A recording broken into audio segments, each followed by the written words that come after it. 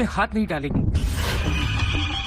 कुछ गलत बोला हो भाई तो आप ही मार दीजिए, वैसे भी सी कंपनी तो छोड़ेगी नहीं। माफ करना दत्तू भाई, लेकिन इस शहर में आपकी पहले जैसी दहशत नहीं रही।